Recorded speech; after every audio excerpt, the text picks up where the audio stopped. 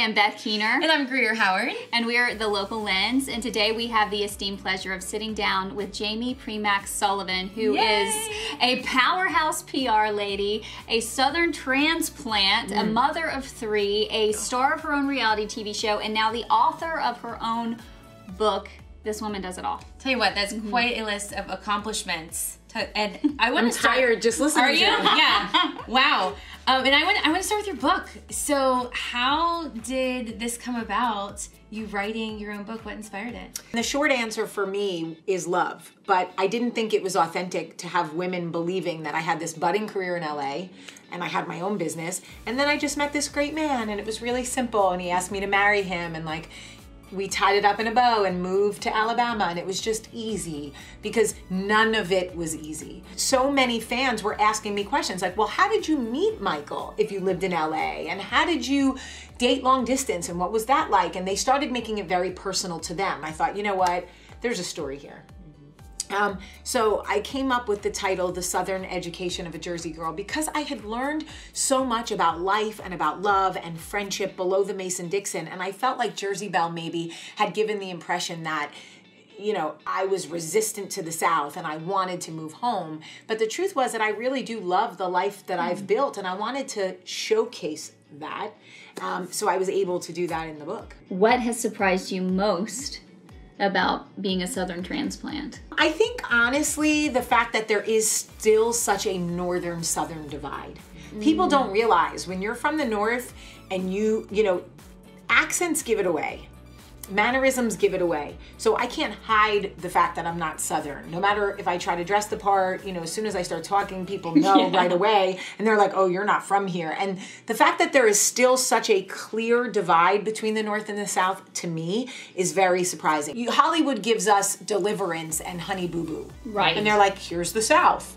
Which is so far from the truth. Well, but is it? Because like there are no. I mean, there is a subset. It's here. There, yes. It's here, much in the way that the Jersey Shore and women flipping tables in the North. Oh, right. That is there. Yeah. I can't pretend it's not. My brother's a Guido. Like, that's real. Yeah. My brother wears wife beaters. That's a real thing. Well, one of the things I really noticed in your book is you're a relationship girl. You know, like you really dig into a lot of your relationships. So on one end, a lot of the book talks about your relationship with Michael, and then you also talk a lot about your relationship with your girlfriends and how your Belles. So I want to know, how did some of those relationships change you? Kind of moving to the South, meeting Michael, meeting some of these women, and being kind of immersed in this new culture. How did they kind of change you? My friendships with the Belles really changed me in almost every way that a woman can be changed by the right friendships. We can be as equally changed by the wrong friendships.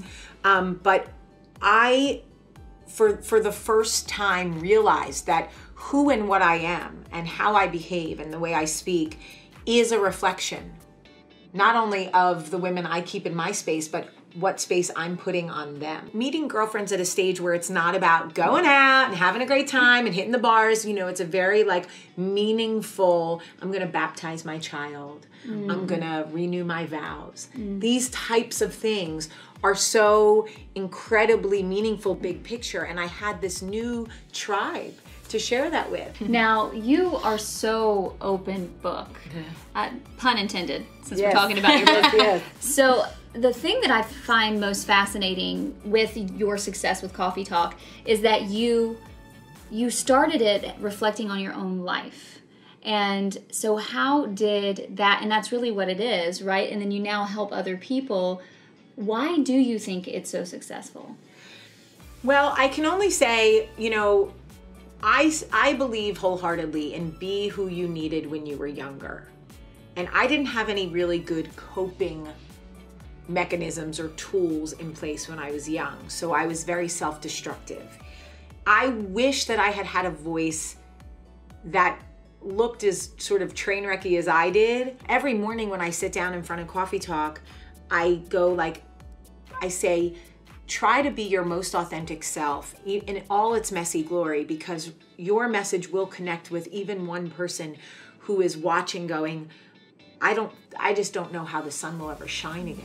So is Coffee Talk a little bit of therapy for you too? 100%. Yeah. 100%. It's as much for me as it is for them, and I tell them that all the time. And I start it with good morning and welcome to Coffee Talk, and I end it with every single time, I love you so much today, have a great day, because for some people, that is the only I love you they hear all day. All right, so I want to back it up just a little bit, and going back to Jersey Belle's, to the show. How in the world did that ever come about, and what was that experience like? So I have been in the entertainment industry a long time, and I was very bored in Birmingham. I was just bored. Like, I just kept having babies, and I just felt trapped, and I was doing a little work in Hollywood, and then, more and stuff, but I was just like bored. I had an idea for a show. I did some research on production companies that had been doing great things. I said, I want to do a show about what it is like to be from New Jersey and have to try to establish marriage and motherhood and friendship and work in Birmingham.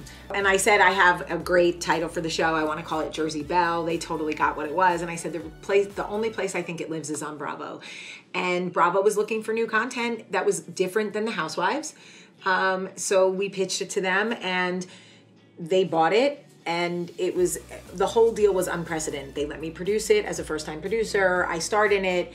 They agreed that there didn't have to be any catty fighting. I mean, it was really different for Bravo. I'm very proud of Bravo for taking a chance on Jersey Belle, and I'm so thankful for it because it led me to Coffee Talk. All right, so what we do with every person we interview is we play a game. Okay. We have a game for you.